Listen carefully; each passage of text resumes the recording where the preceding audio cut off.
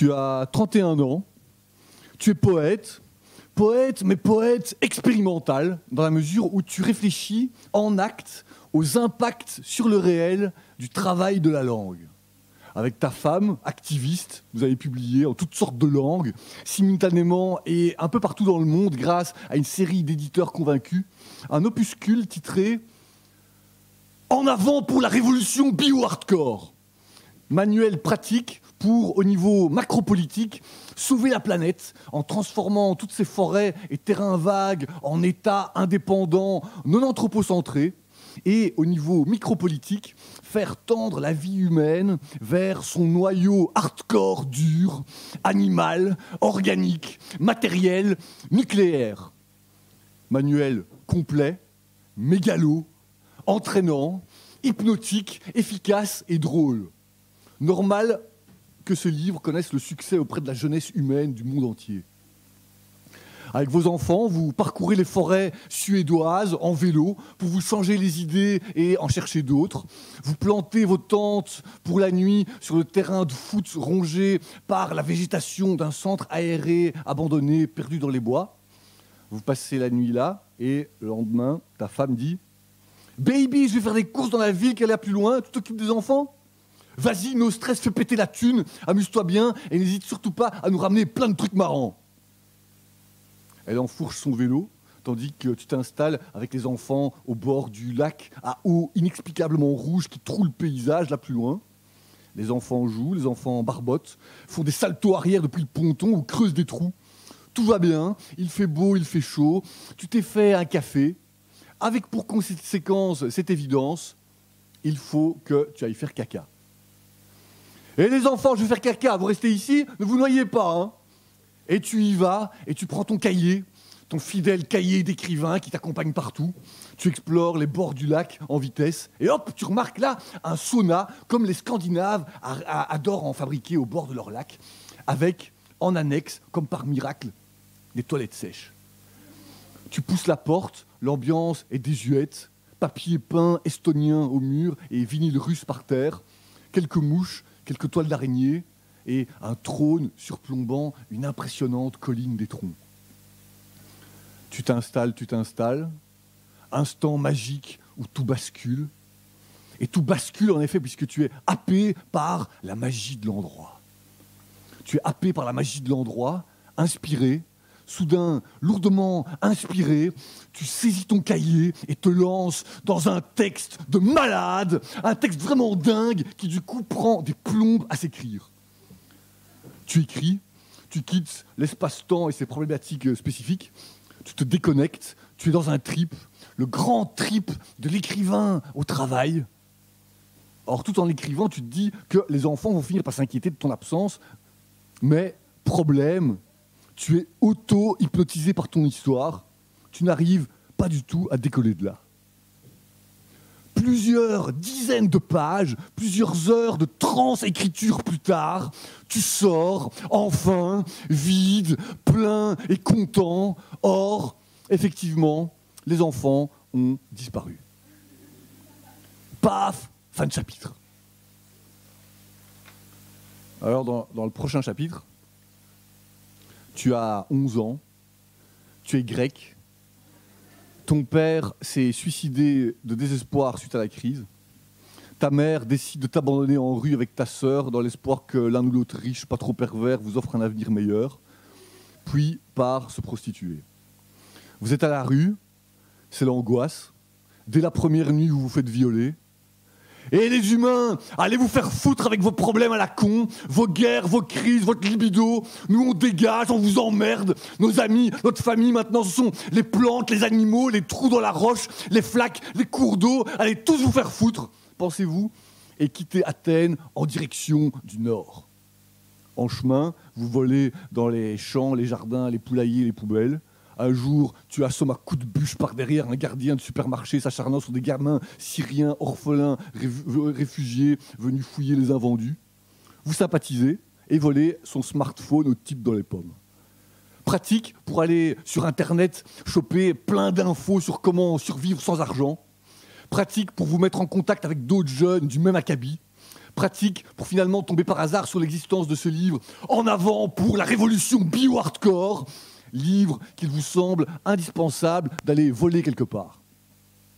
Et voilà, vous êtes maintenant une bonne petite bande, bien soudée, bien invisible, bien à distance du monde des humains, ce monde humain trop humain, beaucoup trop nul, insipide et chiant pour vous.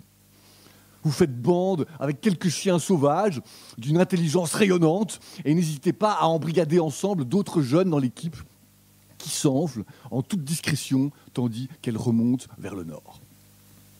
Vous remontez vers le nord et lisez « En avant pour la révolution bio-hardcore ». Vous interprétez le bouquin à votre sauce et trouvez marrant de faire exploser, de nuit, les supermarchés et centres commerciaux que votre route croise pour en faire, pourquoi pas, des terrains vagues parmi les ruines desquels vivre, en se nourrissant notamment des orties qui ne manqueront pas d'y pousser. Lorsque vous pénétrez la Suède, vous êtes tout un peuple, incroyablement discret, incroyablement hardcore et d'une sauvagerie incroyablement convaincue. Et les amis, regardez quelle classe à ce lac rouge. Allons nager, boire et nous laver là, ça va dépoter.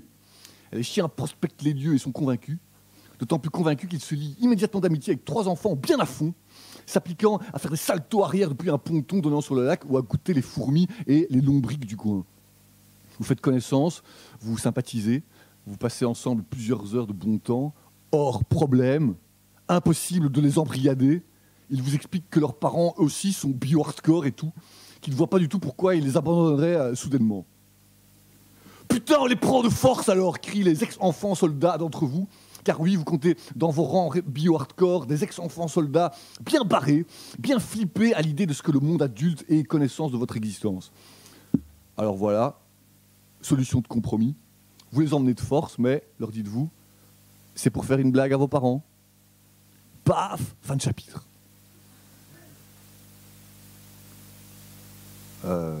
Et dans le chapitre suivant, tu as 31 ans, tu es activiste aventurière et mère précoce de famille. Tu as organisé une expédition de plusieurs semaines à travers les forêts suédoises en vélo pour souder votre famille tout en gardant ton mec loin de toute source facile d'alcool, le pauvre étant, selon toi, légèrement alcoolique. Un jour, comme tu voudrais t'acheter quelques fringues, tu t'arranges pour que tout le monde ait envie de passer la nuit pas loin d'un lac bien sauvage repéré sur la carte, à proximité cependant assez immédiate d'une petite ville contenant un ensemble de magasins susceptibles de t'intéresser. Tu es seul dans les rues, les magasins de la ville. Tu vois passer des armées de jeunes filles suédoises en mini-shorts troués et barésies. Tu te dis, mon Dieu, qu'elles sont belles. Je vais m'habiller comme elles, tiens. Bonne blague pour mon mec. Je m'arrange pour que de loin, il ait l'impression qu'une superbe fille du coin rôde exprès autour de lui, curieuse de voir sa réaction. Hop, ni une ni deux, tu y vas, tandis qu'à ton insu, ton homme flippe sa race, court autour du lac rouge et hurle les noms de vos enfants disparus. Tu y vas, tu t'attifes, tu soignes ton look, ça marche. Tu es vraiment belle, trop bonne et excessivement attirante. De retour à votre endroit de camp, tu soignes l'apparition parmi les ombres, les fougères, d'une petite roqueuse punkette barésie, cheveux longs, blonds ébouriffés. Clairement, on se pose la question de l'allure, silhouette, apparence, l'efficacité stylée de la ligne pour capter le regard, pénétrer le regard par la sculpture d'une image cheval de Troie, chevauchant le désir interne de celui qui regarde. Par ton allure, tu joues avec ça, blagues avec ça, sèmes le trouble. Pourquoi ne pas mettre à plat la question de la libido, là, en forêt, en famille? Pourquoi pas? N'est-ce pas drôle de questionner l'adultère, l'irrévocable force d'attraction propre à la jeunesse, les doses massives de désir dont Dame Nature nous charge des hormones? Oui, bien sûr que c'est drôle, te persuades-tu, paradant dans les ombres et les taches de lumière. Or, ton mec, de son côté, s'esquinte plutôt à gueuler, ivre de panique, mort de stress du côté du lac en contrebas. Pour la 15e fois, il remonte le chemin et revient à l'endroit de camp. N'y trouve pas ses enfants, mais aperçoit par contre au loin ce qui semble être une jeune fille, certes très sexy, mais surtout susceptible d'appeler les secours et d'aider à retrouver ses enfants. Il s'avance résolument dans ta direction en faisant de grands signes.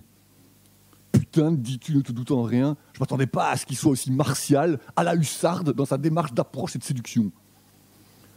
S'ensuit tout un jeu d'évitement complexe de ta part. Tu apparais et disparais, l'air de rien, entre les ronces et les fougères. Tu es jouette, Et monsieur a vite compris ton manège. Le pauvre se dit, oh putain, c'est pas vrai, il va falloir draguer, jouer les princes charmants, faire semblant de vouloir baiser si je veux obtenir de l'aide pour sauver mes enfants.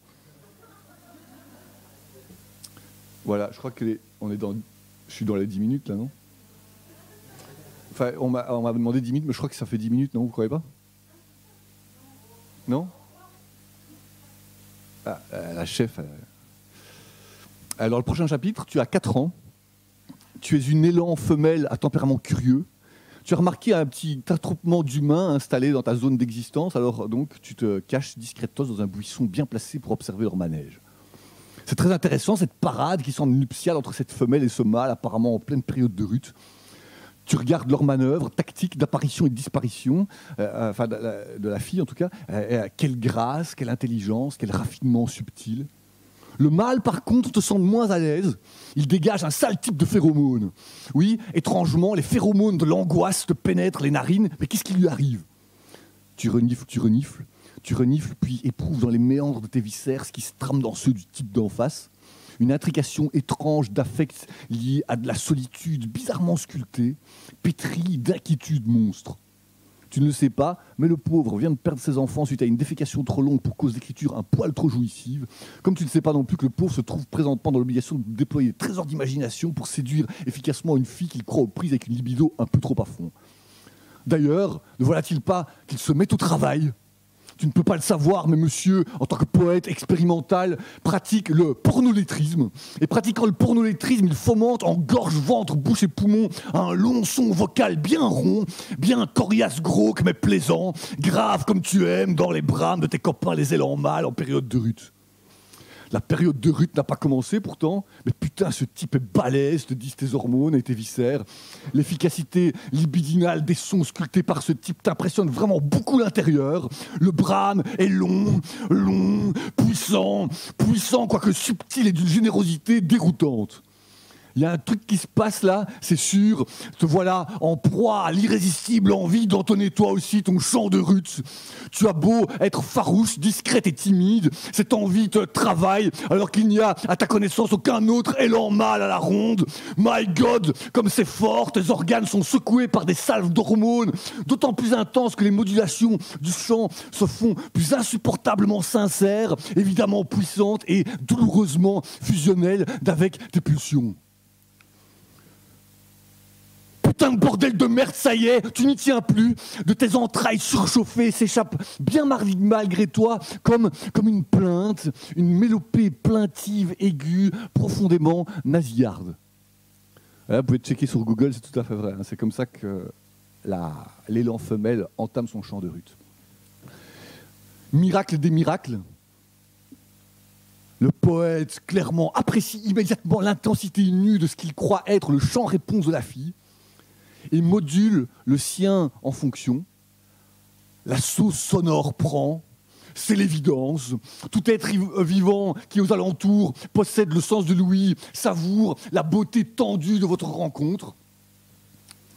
Pauvres humains, et là c'est la dernière phrase, les voilà bien étonnés lorsque, par jalousie, soudain, tu jaillis super agressif de ta planque et charge la fille tête baissée, l'obligeant à fuir à toutes jambes en hurlant.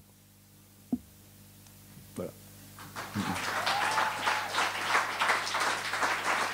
Merci.